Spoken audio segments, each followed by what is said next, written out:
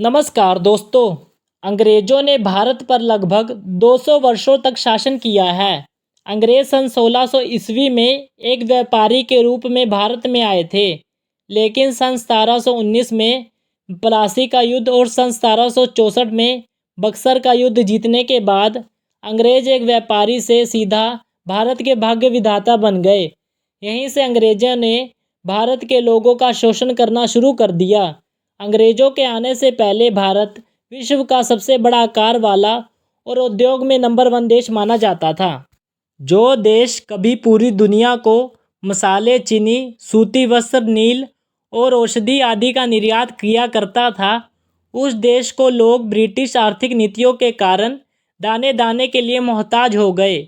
और आज हम इस वीडियो के अंदर यह जानेंगे कि किस तरह अंग्रेजों ने 200 साल के अंदर जो भारत कभी सोने की चिड़िया कहलाता था, उसे लूटकर कंगाल बना दिया।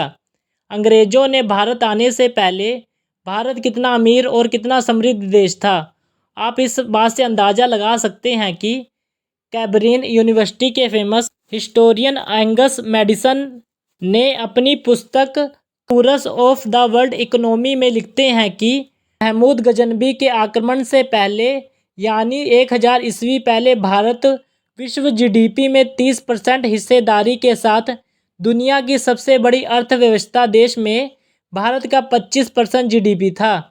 इसी के साथ भारत बहुत बड़ा औद्योगिक वाला देश था। भारत दुनिया भर में मसाले, चीनी, रेशमी वस्त्र, कीमती पत्थर और बड़े बड़े मात्रा में निर्यात करता था। जैसे आज के टाइम में चीनी वैश्विक बाज़ारों में चीन का सामान हो चुका है, वैसे आज से 400 साल पहले ये सब सामान का भारत में भरमार था। जो भी सामान दुनिया भर में यूज़ होता है उसमें 25 से 30% हिस्सेदारी भारत की ही होती थी।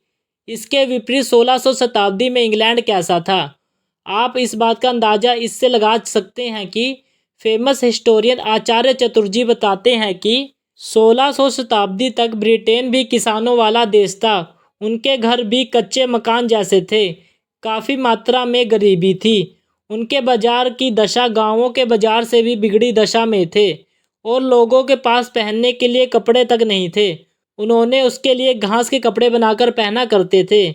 बड़े लोग चमड़े आदि के कोट पहनते थे। इंग्लैंड में भी ना सड़कें अच्छी थी, ना अस्पताल अच्छे थे और ना ही आने जाने का सही संसाधन था। इस तरह ब्रिटेन जो 16वीं शताब्दी तक दाने दाने का मोहताज था, वो आज के टाइम में भारत के लूटे गए धन से ग्रेट ब्रिटेन बन चुका है। अंग्रेज भारत से कितना धन लेके गए हैं इसका कुछ अंदाज़ा नहीं है, मगर इसका थोड़ा बहुत उल्लेख दादा भाई नारोजी ने इंग्लैंड डेप्ट ऑफ इंडिया में किया गया है। इन्होंने बताया है कि अंग्रेज सन 1871 में 1,20,00,000 पौंड प्रति वर्ष अपने देश ले जा रहे थे, लेकिन हाल ही में जानी मानी इकोनॉमिस्ट पटनायक ने अपने एक ट्वीट के जरिए बताया कि अंग्रेजों ने 200 साल के अपने शासन में भारत से 45 ट्रिलियन डॉलर लूट कर ले गए थे।